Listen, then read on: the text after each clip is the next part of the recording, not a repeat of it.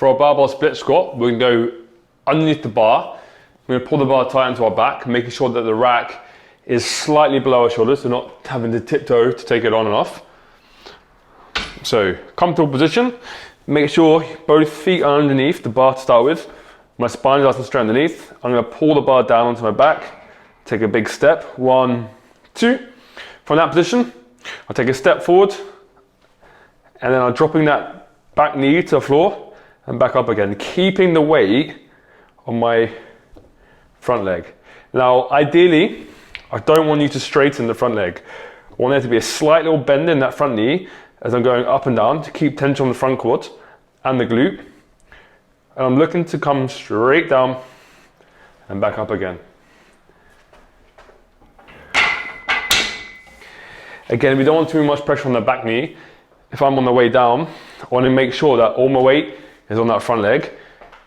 I'm not transferring any onto my back leg. Okay, so the weight goes through the midfoot, goes through the front of your midfoot, big toe, little toe heel.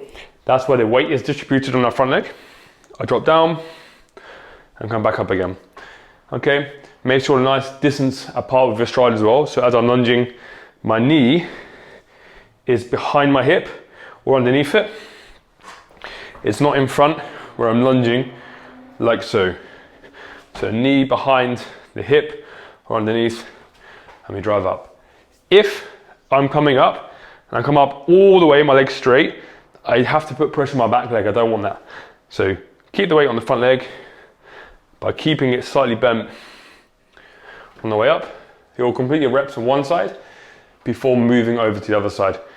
One last thing I'll say is if you find balance a little bit tricky with that back leg, sometimes you keep it very, very narrow.